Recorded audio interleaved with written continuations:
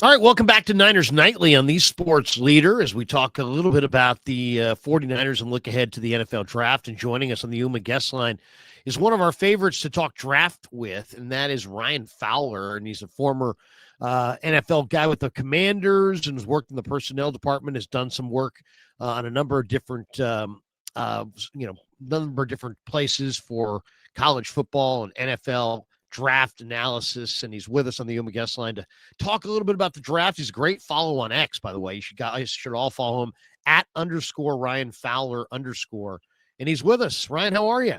I'm good, Larry. Always appreciate having me on, man. Well, hey, thanks for coming on. And the draft season, I saw some mock drafts. Dane Brugler put out his mock draft, and Matt Miller put one out. People are starting to look into the draft. What is the official start of draft season in your opinion? Honestly, Larry, it never stops. It really doesn't. It's really a 365-day-a-year cycle. For teams right now in the top 12 or 13, they're kind of looking towards April, and you've seen it. I know a lot of folks out there have already seen the invitations and guys accepting invites to the Senior Bowl or Shrine Bowl. It's kicking up here these next few weeks and next few months. With the CFP right around the corner. So it never really stops, but especially this time of year, we're working towards Christmas, working towards the new year. It really does kick into another gear for sure. We don't see a lot of trades, and we haven't seen a lot of trades with the top pick in the draft, but it has happened, and this is a year where we're expecting it to happen again. Tennessee right now has the inside angle on the number one pick. The New York Giants could wind up in there as well. They both have and Cam Ward and Jackson Dart, they're quarterbacks of the future. So I don't think either of them will be going with Mendoza from Indiana. But what do you think? Who is going to be the number one pick? And do you think, if it's Tennessee or New York, that they're going to trade it? And if so, who do you think is going to be motivated to go after Fernando Mendoza? Yeah, it's going to be a heck of a story here these next few months because you're exactly right. Tennessee and New York both have their guys for the future, but then you look at New Orleans at 3, Vegas and Cleveland right behind them, or you look at the Jets at 7, you look at Arizona at 8. Really, what are they going to do? And all those teams, are they going to try to make a move up with either the Titans or the Giants? Or look at the Jets in Arizona.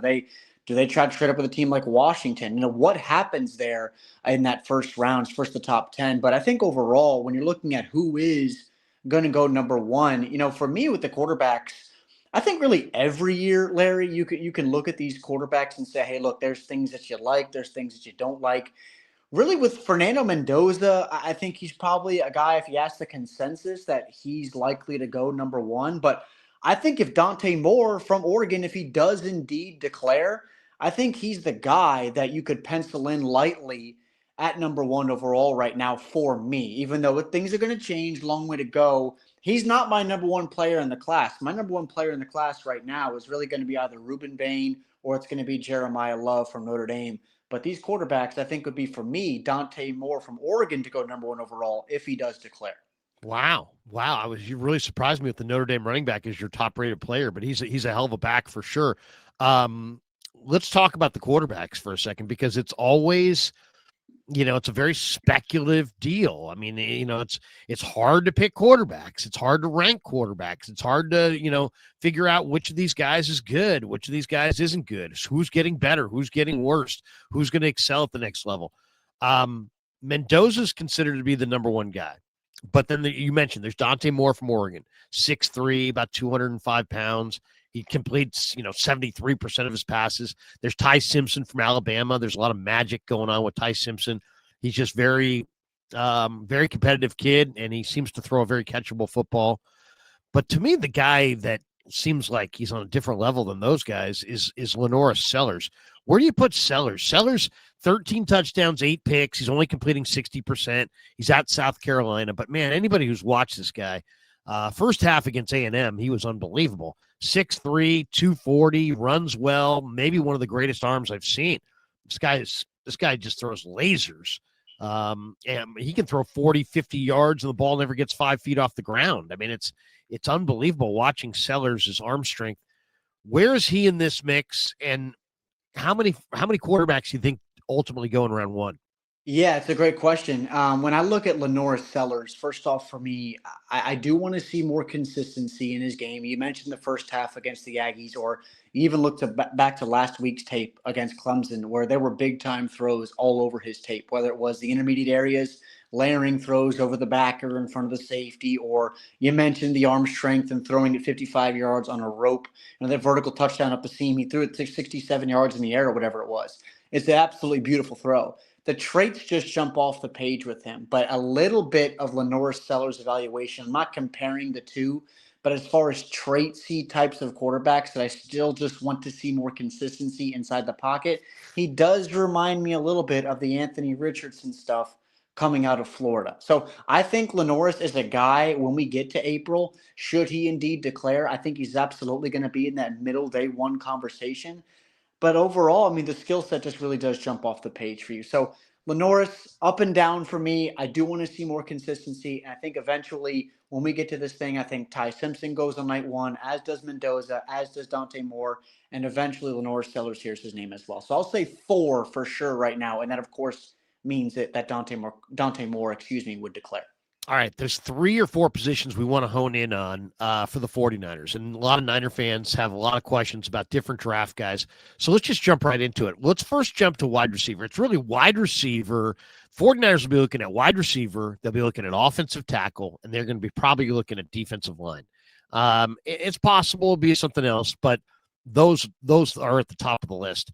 What do you think of the wide receiver core? I mean, there's Jordan Tyson from Arizona State. He's considered by a lot of people to be number one.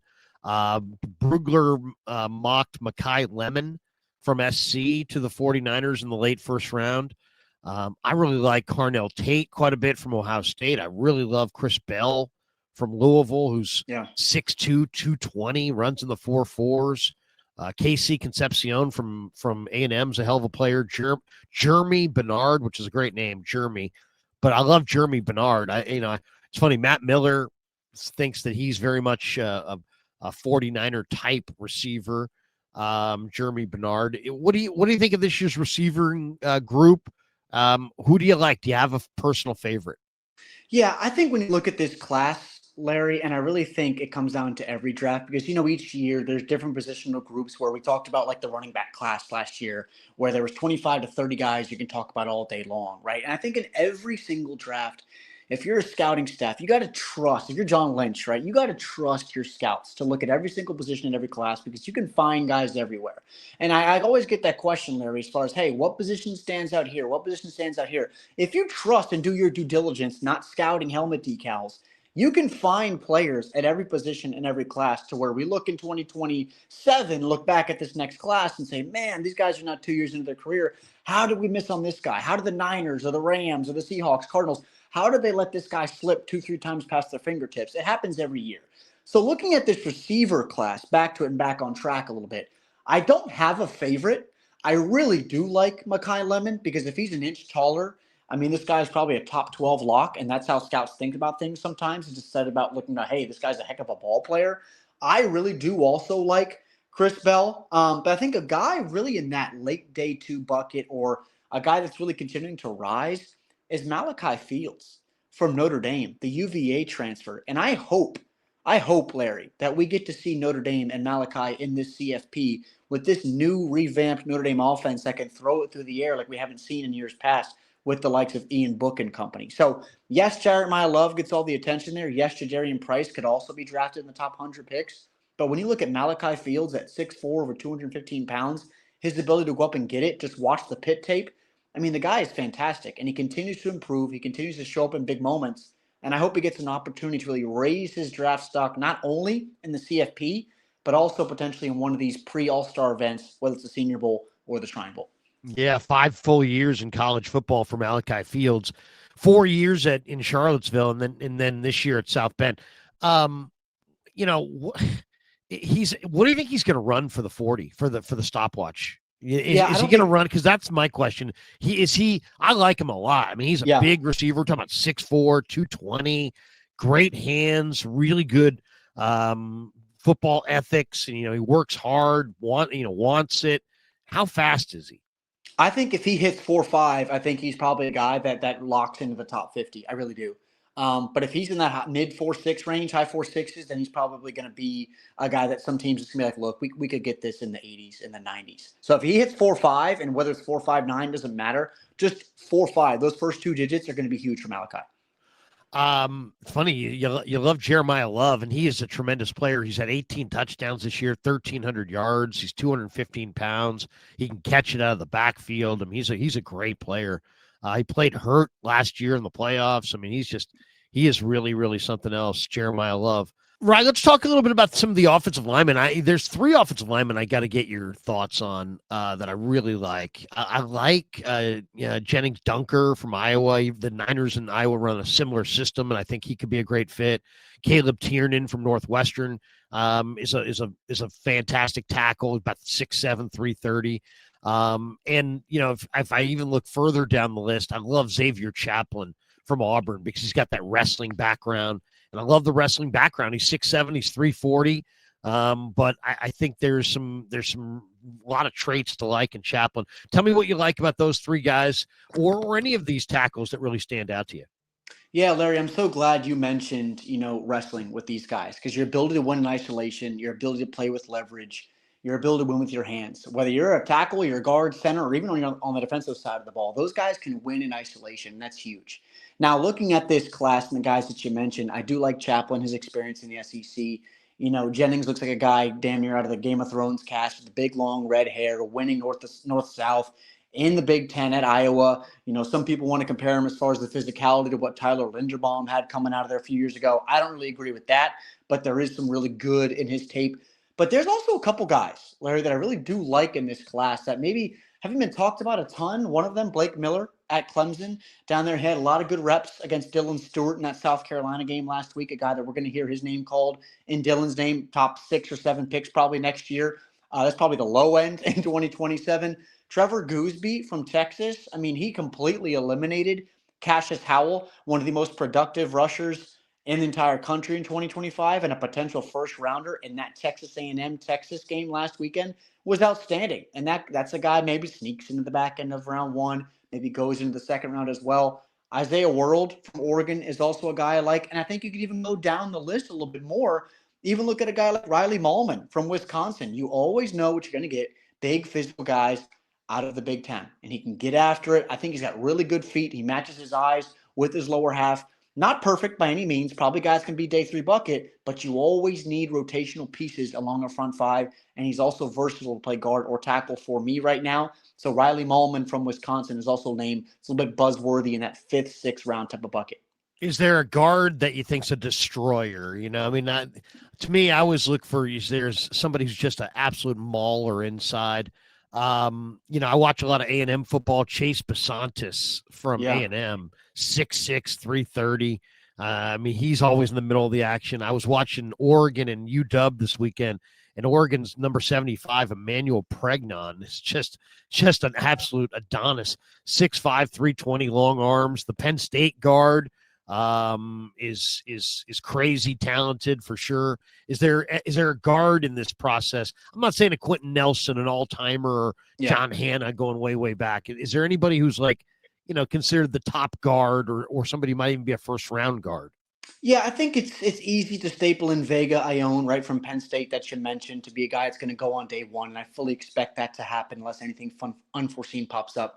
But if we're looking to talk about a guy that just flat out gets after people and looks over them a little bit and bullies people, I look to Keelan Rutledge at Georgia Tech in the ACC. He flat out gets after people. And he's a guy that just accepted his invite to the Senior Bowl. When I don't know how good he's going to be in pass pro, that's really set up in those one-on-ones for the defensive lineman to win. I think he's going to be fine.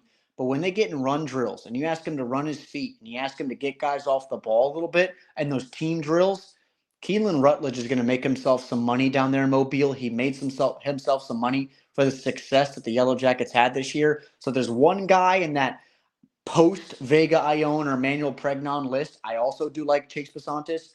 Really, Keelan Rutledge, again, from Georgia Tech, is a name that I really like as far as just a flat-out bully within the interior. Yeah, no, I think that's a great call. He's a Georgia high school kid who was a multi-sport athlete. This guy's a great athlete. He played basketball, he played track, he was O-line, D-line, captain at Middle Tennessee before he transferred to G-Tech. But you're talking about 6'4", 330. Went to Franklin County High School. Yeah, I'm a big fan of Keelan Rutledge. He is kind of a throwback. He's like one of those almost like barroom brawler types. I mean, he just Yeah. clears the room. How about edge pieces? Because, there's a lot of interesting edge pieces. Ruben Bain is considered to go, he might go number one. And Yeah. then Auburn has Keldrick Falk, who's just, exactly what the Niners are looking for, right? He's 6'6", he's 270. He can really set the edge. There's David Bailey, who transferred from Stanford to Texas Tech. What a great D-line Texas Tech has. TJ Parker, as I mentioned, I'm an A&M fan. I like Cassius Howell quite a bit. He's got short arms, but he also has 11 and a half sacks, and good luck blocking him. And then there's other guys. I mean, Matayo Ugalele from Oregon is scary. LT Overton from Bama is about 285. R. Mason Thomas from Oklahoma is undersized, but he's interesting. Zion Young, Joshua Josephs, Danny Dennis Sutton. This is a good class. Gabe Yakis from the Illini, Mikal Kamara. There's all kinds of dudes. I didn't even name them all, but there's a bunch. You got a favorite edge rusher in this draft? I do. I do have a favorite, and I'm not just saying this to be controversial and create buzz or anything like that. I know I've said it on other shows, and I'll continue to push this narrative, Larry, as we get closer to April. Ruben Bain is not going to be my top edge in this class. It's going to be David Bailey, likely for me. I think David Bailey, what he can do inside, outside, the counters are outstanding. The bend at his size, the explosiveness, and then you look at the production of what teams are trying to do against him. Everything that's said with scouts so far is, hey, Ruben Bain's getting double teamed. He's getting double teamed. Well, so is David Bailey, and so is Cassius Howell, and at times so is Romello Height, David Bailey's teammate at Texas Tech on the other side. David Bailey consistently is able to push the pocket, whether he's getting, four hands on him, six hands on him at times. He can run, he can swim by you, he can go through your chest plate, he can run the fringe areas, be that hook defender if you want to be unique in your coverage and offer some simulated pressures. I'm just continually impressed every single time I turn on the tape with David Bailey. Now, that's not to say I don't like Ruben Bain or Keldrick Falk or any of these guys. I love those guys as well. But I think David Bailey, when it comes down to it, as far as a guy I want to ask Spencer, year one, get me 6, 7 or more sacks in 1 year, that's a guy right away. David Bailey, I'm betting on for me right now is my number one edge in this class. I'll tell you, man, the one guy that opened my eyes when I watched some ball this weekend, and I was like, I do care about how you play in your biggest games. I really Yep. do believe that, especially if it's a rivalry game. How did you play in the rivalry game? Did you show up? Did you show up big? Did you no show? Kenyatta Jackson Jr. for the Ohio State Buckeyes in the Michigan game was just all over the place. This guy's 6'6", he's 265. He had 3 tackles. He had a sack. He had 2 earlier in the year against Penn State in a game that I saw. He's only got 5.5 on the year, so maybe I've just seen him when he's hot. But what do you think of Kenyatta Jackson Jr.? Miami kid who's super athletic. Yeah, I think when you look at the Ohio State guys, Larry, they run a little bit together over the years. I can sit here and talk about, Jack Sawyer, or we can talk about the Zach Harrisons of the world from years past. And Kenyatta, I don't think he's as impressive, excuse me, as those other guys were. I think right now he's probably going to be in that 60 to 80 range for me when it comes down to it. But I think when you watch him and how he plays off of the guys in that Ohio State front seven, specifically like Arvell Reese and Sonny Styles and Caden McDonald, who I think is going to be a first round pick as well within the interior, I think absolutely he could be a guy that comes in at 3 tech, 4 5 tech as a big physical player, wants to set the edge. And you mentioned that athletic background, the Florida just hotbed of talent that comes out. He understands how to rush the passer. He can win in isolation. That's what he's going to see early on in the NFL. I do like his game. I just want to see a little bit more consistency in those big time matchups. We're going to see him in the CFP again this year, like we did last year. So he ultimately, consistently, I want to see him improve a little bit more for him to continue to rise. But the traits, the size, the length, it's always there in what you're going to get from guys in the front seven at Ohio State. How about defensive tackle? What's the defensive tackle spot look like? It's like we talk about all these different positions with the 49ers every year. They're going to go this, they're going to go that, and then the push comes to shove and they draft a defensive tackle. They draft defensive tackles at a very high rate. And they didn't get a lot of pass rush out of their tackles this year. There's Peter Woods from Clemson. I'm a Caden McDonald fan from Ohio State. I've got other buddies who really like Amari Washington from Oregon. Bear Alexander, the other guy from Oregon, to me is kind of interesting. What do you? Do you have a favorite interior defensive lineman? I think it's a guy we could potentially see late day 2, early day 3, and right back to that Texas Tech Raider front, Larry. Skylar Gill Howard, a little bit undersized, Yeah. but he impressed me every single time I've turned him on this fall. Another guy, again, with so many guys up front, you can only block one guy. I know the goal of every front five is to double team everybody, but you can't do that against Texas Tech, and you can rarely do that at the NFL level either. So watching Skylar, his ability to play up and down the front, even stand up sometimes or put two hands in the dirt and run. It's just he's a really good football player. He's not going to be someone that pops off the page with measurables or what he does at the combine. But when you watch tape and just watch the kid play, I think he's absolutely going to be an NFL contributor. But I think when looking at the entirety of this class, Larry, and really just overall looking at everyone, they're just a bunch of butt kickers at the end of the day. I mean, big Dominique Citrus Orange from Iowa State, Daryl Jackson at Florida State, Kristen Miller at Georgia, runs through people, Kroll Brevard at Texas. I mean, Demonte Capehart from Clemson has slipped a ton. He's been going through some stuff off the field that can't get into, but as far as the guy that was looked upon as a top 45 lock at the beginning of last year, that's the guy right now that can absolutely play. And if the light bulb clicks, holy smokes, look out for him. So a lot of players in this class, and I didn't even talk about Lee Hunter from Texas Tech. That's a heck of a ball player as well. Yeah, I mean, would you say Skylar Gill? What's the third name there? It's a three. Skylar Gill Howard. Yeah, he's he you look at him and you're like, he doesn't look like a ton, but the motor and the speed and the quickness and the versatility, and yeah, he's something else for sure. The linebacker spot is to me, I've always argued that the Niners maybe get a little like we're going to take this position, and then it's like we'll take the best guy at that position, or we're going to take one of these two positions, and then we'll take where I think other teams I think let the draft kind of take it as it comes and see how it kind of comes to them and are a little bit more not versatile, but a little bit more flexible. This year, I don't know that the 49ers are going to be looking for a linebacker, but the way I'm looking at this draft board, there's some great players that could just drop into their lap at linebacker. Now, Arvell Reese is probably going to go number 1 or number 2 or number 3. He's going to go high, so we won't talk about him.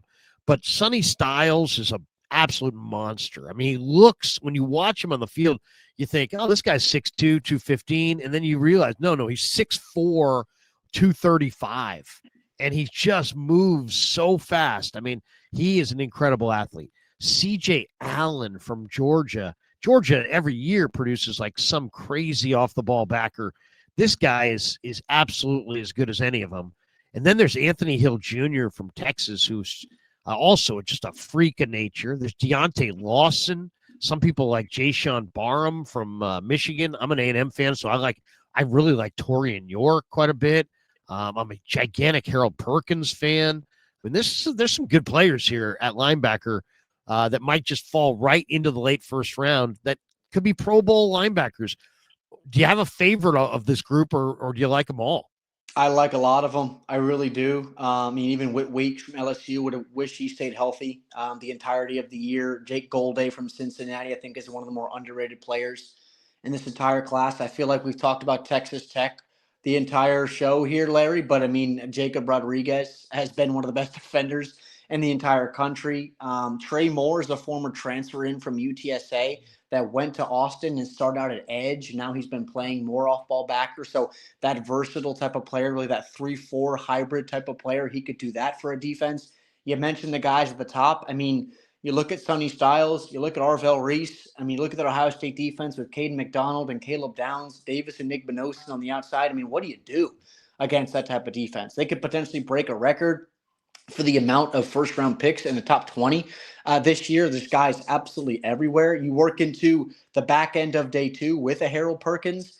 If he's a guy sitting there at 95 or even 110, 115 with the versatility and the explosiveness that he has, and you get him in the correct fit of a defense, let him fly around. I mean, that's a guy that could absolutely outplay his draft spot. I mean, we could go all day long with Kyle Lewis from Pittsburgh, Lander Barton, Cody Barton's younger brother from Utah. There's guys everywhere in this LB class. And I think overall, Larry, looking at this positional group, it's probably the most talented and the most deepest, and really the group that really has the highest floor in this class overall.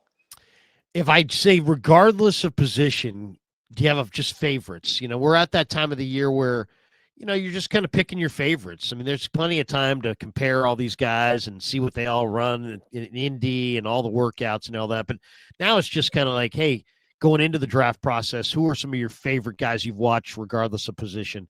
You got Yeah, a few? Yeah, that's a great question. I'll go back to Malachi Fields at Notre Dame, and I will talk about his teammate in Jeremiah Love.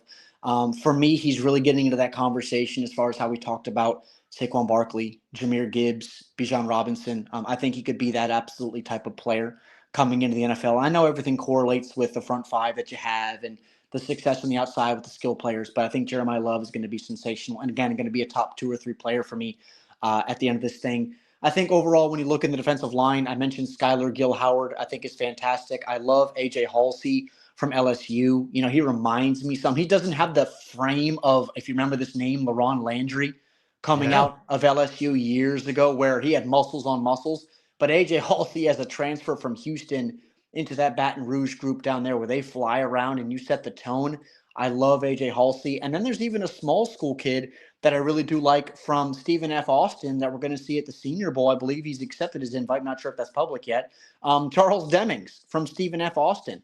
Big physical kid, can really run. And every single year, Larry, there's a guy in the secondary. Remember Josh Williams from Fayetteville State that's been with the Chiefs for a long time?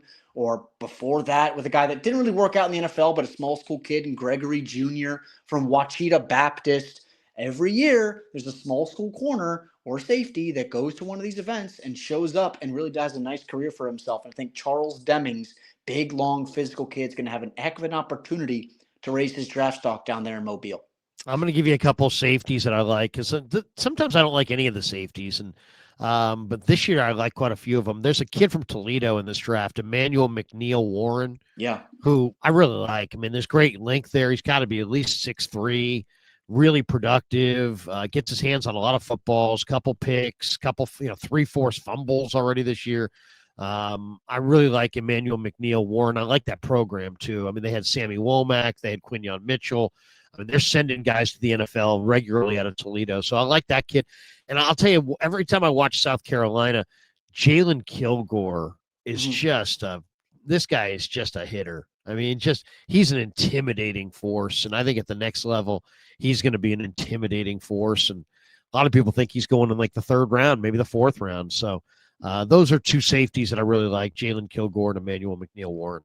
I'll even say this. I'd be remiss if I didn't mention Earl Little Jr. at Florida State as well. I know it hasn't been great the last few years for Florida State, but his ability to come down and hit, and not just hit. I mean, I'm not talking about Jalen Petrie coming out of Baylor, and he's been able to slow it down a little bit. But when the game for Earl continues to slow down, he can cover, he can run, he can hit, he makes plays in the football. That's a guy you want to draft right away to be a rotational piece in the back end, and also a guy that runs down on special teams and isn't afraid to cut his teeth there as well. Earl Little Jr. from Florida State's going to hear his name called probably in the top 110, 120 picks is a name to watch as well. How about a polarizing prospect? I've heard people say this guy's going top 10. I've heard people say he's not going to play. He's no good.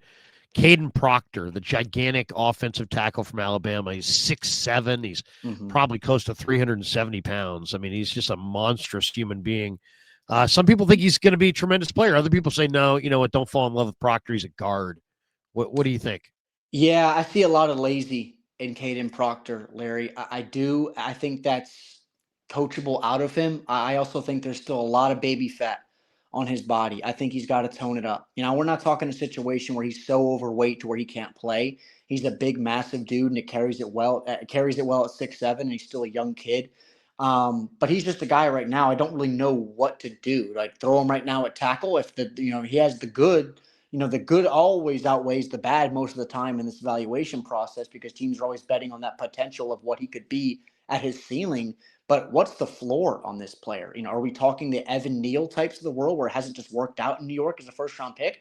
I hope not for the kid, but I don't like seeing lazy on tape. And a lot of guys that are big physical guys that 6'7", 300, and I got a spring measurement of 373 pounds. I mean, can you bend at all? Can you play with any type of leverage? I want to see more of that in his tape because the moments are there. But a lot of the time in the SEC a little bit this year, he's either getting beat because of laziness and the footwork's not there. What is he going to be at the NFL level? And then another guy as well, kind of in that same bucket, Larry, is TJ Parker from Clemson. A guy that entered the year right alongside his teammate and Peter Woods as far as guys, hey, these are going to be 2 top 10 locks. No, I really don't think so. I think he's the guy maybe a team sells themselves in the 20s for TJ, but maybe a team that says, hey, look, I'm going to get a guy at him at 45 or 50. It just has not been good enough for TJ this year. Now, again, had his best game of the year against South Carolina last week, but the light bulb has to click on for him consistently, and teams want to see him dominate like they've seen from David Bailey and Ruben Bain and Cassius Howell, the elites of this edge group. It hasn't been there for TJ Parker so far this year. And right now, if he does declare, I think he's probably going to end up more so in that 25 to 45 bucket rather than that 5 to 15 bucket that was talked about back in August. The 49ers are only really a contender for the Super Bowl because they found Brock Purdy, right? They invested so much in Trey Lance, but they found Brock Purdy as Mr. Irrelevant. So we'll finish up with the 7th round sleeper quarterback. Is there a 7th round sleeper quarterback in this draft? Niners are probably going to wind up trading Mac Jones. They may be in the market for a 7th round quarterback.